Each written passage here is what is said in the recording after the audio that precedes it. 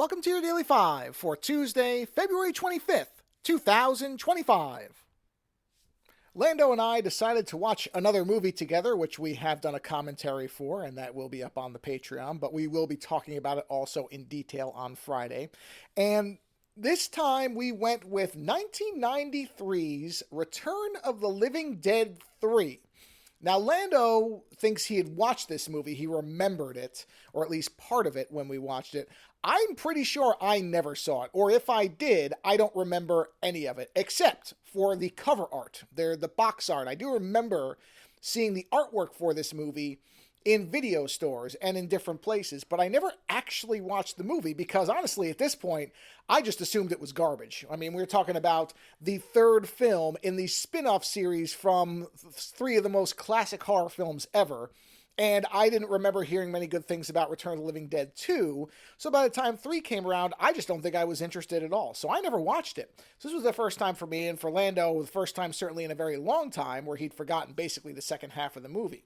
And the film, which to look at the cover, and again, to go by the title, Return of the Living Dead 3, you would somewhat assume, or most people probably would assume, that it was just going to be another kind of lower budget zombie film. And the reality is the movie is something quite different. And this is, I had read some things that said, hey, if you think this is just another zombie movie, you should take a chance on it. It's really not. That's what made me think that we should watch it.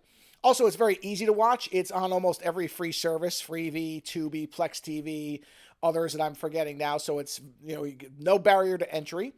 And we watched this movie. And like I said, we'll talk about it more on Friday. But I'll tell you, I was stunned at how much better this film is than what you would expect. Again, from a movie that is basically a spin-off series on its third iteration. That would make me think, okay, just looking at it basically, that there would probably be some one or two effect sequences, probably at the beginning and the end, and that it would mostly be a lot of filler in the middle, and probably not all that original a story. I mean, really, we're on how many zombie films in now?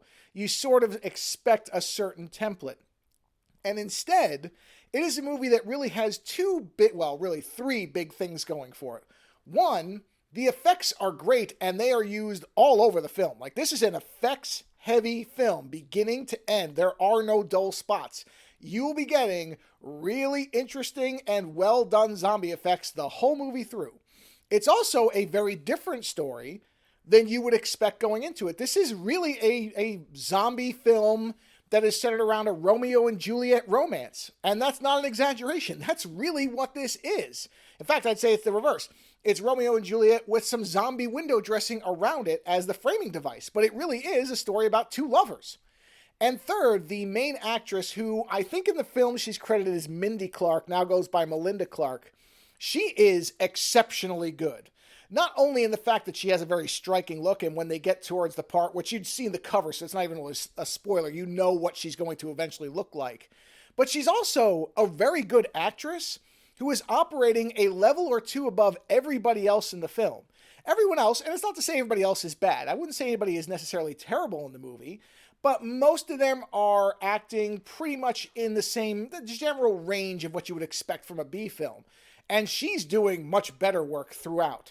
And so those three things really combine to make a movie that was so good that if you get to hear the commentary, you will hear me say, I just bought this. I bought the Blu-ray before we finished the movie. That's how impressed I was with it.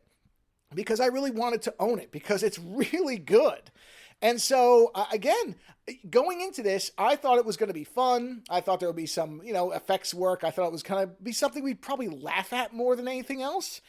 And instead, I think Lando and I both came out to the end of this movie really impressed with it. And not only because, again, it's the third in a series, but also because it doesn't look like it's trying to do anything all that different. In fact, if anything, it looked like it was trying to play off the gimmick of the first film, the famous trash sequence, the dance sequence.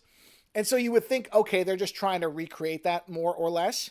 But in fact, that's not what it is at all. I would say this is a much better film than I think the general reputation would tell you. So again, you can watch this for free. You don't have to pay anything on all different services. And if you are into zombie films and you want to see something different in that genre, then 1993's Return of the Living Dead 3 is absolutely worth your time. Watch it as soon as you can. Later.